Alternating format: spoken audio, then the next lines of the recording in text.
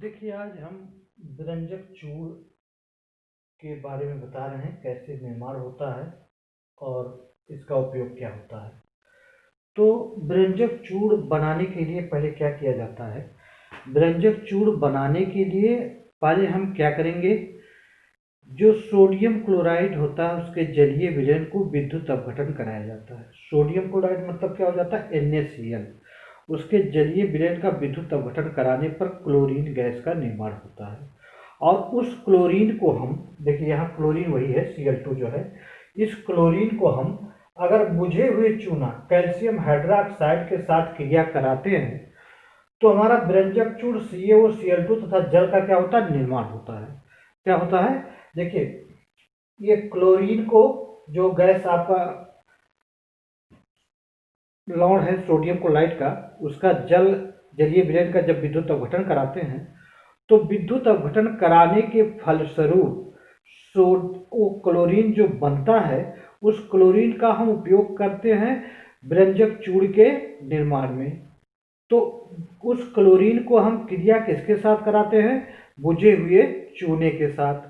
तो जब बुझा हुआ चूना क्लोरीन के साथ क्रिया करता है तो व्यंजक चूर्ण और जल का क्या होता है? निर्माण होता है। जो रिएक्शन आपके सामने दिया गया है, बुझा हुआ चूना कैल्शियम हाइड्रोक्साइड क्लोरीन के साथ क्रिया करके कैल्शियम क्लोरो हाइपोक्लोराइड या व्यंजक चूर्ण और जल का क्या होता है? निर्माण होता है। अब देखिए, व्यंजक चूर्ण का हम उपयोग कहाँ करते हैं? व्यंजक चूर्ण कहिए, ब्लीचिंग पाउडर कहिए, आप जो समझ में उसको कर सकते हैं, क्योंकि वही नाम है।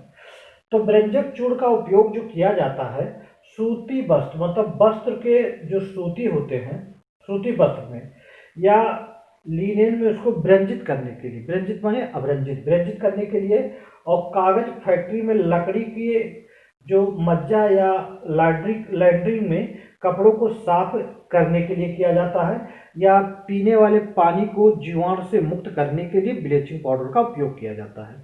क्योंकि देखिए, ब्लीचिंग पाउडर जब वायुमंडल के संपर्क में जाएगा तो उसमें से क्लोरीन निकल जाती है, तो क्लोरीन की ही महक आती है, उसका रंग आपका बदल जाता है। तो क्लोरीन के द्वारा ही आप जानते हैं कि पानी जल की जो है जीवाणुओं से मुक्त करने के लिए या पेय के लिए उपयुक्त जल बनाने के लिए या शुद्ध जल बनाने के लिए व्यंजक चूर्ण का उपयोग किया जाता है। क्लोरीन की गोली, उसे क्लोरीन निकलता है इसमें भी।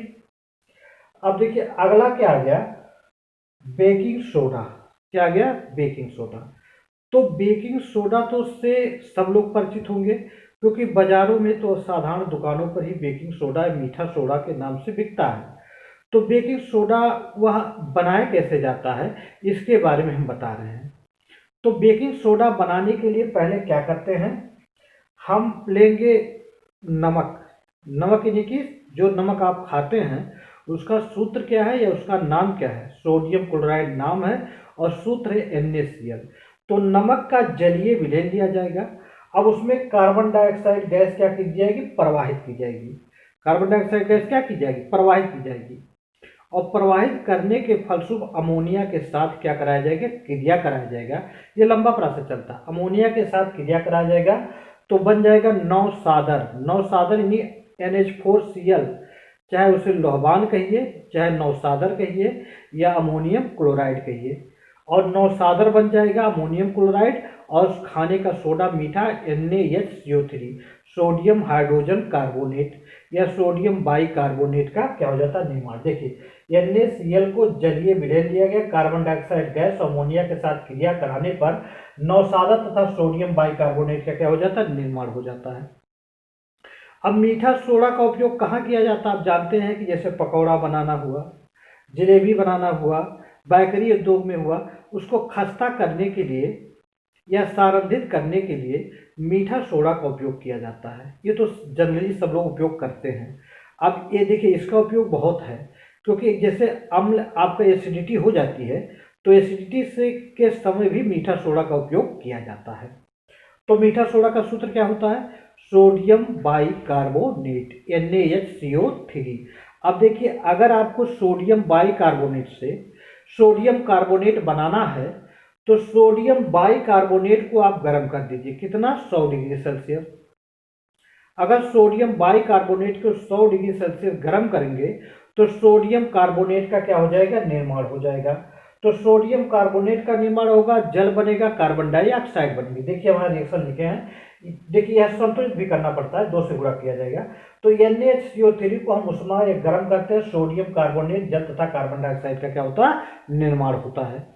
अब देखिए यह जो सोडियम कार्बोनेट है इसे धावन सोडा कहा जाता है। क्या कहा जाता है, धावन सोडा, जो धोने के लिए, कपड़ा साफ करने के लिए उपयोग किया जाता है, धावन सोडा है। तो सोडियम कार्बोनेट जो है, तो सोडियम कार्बोनेट को क्रिस्टलीकरण किया जाता है। क्रिस्टलीकरण करने पर उसमें 10 मॉलिक्यूल जल के अणु जुड़ जाते हैं। इसे हम नाम क्या देंगे, सोडियम कार्बोनेट डेकाहाइड्रेट। क्या कहा जाएगा, सोडियम कार्बोनेट डेकाहाइड्रेट कहा जाता है। तो सोडियम कार्बोनेट का देखिए आप जानते हैं, सोडियम कार्बोनेट एक धावन सोडा के, ये इसे धोने का सोडा या धावन का सोडा कहा जाता है। सोडियम या कार्बोएस का मतलब सोडा एस भी नाम रखा गया है। तो सोडियम कार्बोनेट डेकाहाइड्रेट का उपयोग क्या होता है, देखिए सोडियम कार्बोनेट डेकाहाइड्रेट एक चिकनाहट पदार्थ होता है। कैसा होता है, चिकनाहट होता है।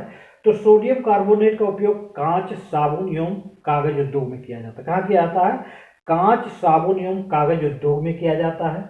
और देखिए इससे बोरेक्स या सोडियम के यौगिक के उत्पादन में किया जाता है। सोडियम कार्बोनेट का घरों की सफाई करने में किया जाता है। और मुख्य इसका उपयोग कहाँ किया जाता है, देखिए जैसे आप जानते हैं जल, तो साधारण जल आप देख ही रहे हैं, जल होता है। तो जल, कुछ जल ऐसे होते हैं कि आप साबुन या सर्फ डालते रहिए, सर्फ बात छोड़ दीजिए, साबुन लगाते रहिए, तो साबुन जब लगाएंगे तो उसके साथ झाग नहीं देता है, झाग या फेन नहीं बनेगा। तो देखिए जल में, जैसे जल 2 प्रकार का होता है, एक मीठा जल होता है जिसे मृदुत जल कहा जाता है, एक कठोर जल होता है। क्या होता है, कठोर जल। तो जो मृदुत जल होता है वो तो आप कपड़ा साफ कर सकते हैं, आसानी से पी भी सकते हैं, उसमें कोई हानि नहीं होती है। लेकिन जो कठोर जल होता है, कठोर जल में एक प्रकार के मतलब अन्य प्रकार के क्या जुड़े होते हैं, लवण जुड़े होते हैं। तो उन लवणों के आधार पर जल की कठोरता 2 प्रकार की होती है। क्या प्रकार की होती है, 2 प्रकार की, एक अस्थायी कठोरता, एक अस्थायी कठोरता। तो देखिए लवणों के आधार पर हमने बताया क्या है, कठोरता 2 प्रकार की है, एक अस्थायी कठोरता, दूसरा क्या है, अस्थायी कठोरता। तो अस्थायी कठोरता क्या होती है, देखिए इसको आप देखेंगे ध्यान से, इसमें कौन सा प्रकार का लवण घुला होगा अस्थायी कठोरता में। देखिए अस्थायी कठोरता में कौन प्रकार से लवण घुले होते हैं, सोडियम या देखिए कैल्शियम या मैग्नीशियम के बाइकार्बोनेट, कैल्शियम या मैग्नीशियम के क्या हो जाएंगे, बाइकार्बोनेट। अगर देखिए जल में ये घुले हुए हैं लवण, क्या, कैल्शियम और मैग्नीशियम के बाइकार्बोनेट, तो अब वो आसानी से उस कठोरता को आप दूर कर सकते हैं। कैसे, आप उबाल लीजिए, जब उबाल देंगे तो उबालने पर यह अपघटित हो जाएगा, अर्थात इस अवस्था में वह नहीं रह जाएगा, अर्थात जल की कठोरता दूर हो जाएगी, उसको आप धोने के लिए या पीने के लिए उपयोग में ला सकते हैं। तो यह तो अस्थायी कठोरता थी। लेकिन अस्थायी कठोरता क्या होती है, अस्थायी कठोरता को उबालेंगे तभी वो कठोरता दूर नहीं होगी।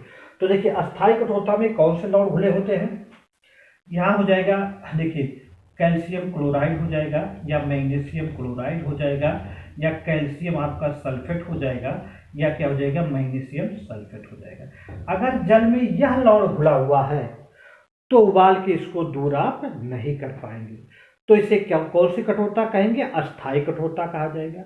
तो इस कठोरता को दूर करने के लिए आप देखिए हमने सोडियम कार्बोनेट से स्टार्ट किया है, तो इस कठोरता को दूर करने के लिए अगर सोडियम कार्बोनेट के साथ क्रिया करा देते हैं तो यह अस्थायी और अस्थायी दोनों कठोरता क्या हो जाती है, दूर हो जाती है। तो सोडियम कार्बोनेट का उपयोग किया जाता है जल की कठोरता को दूर करने के लिए। तो ये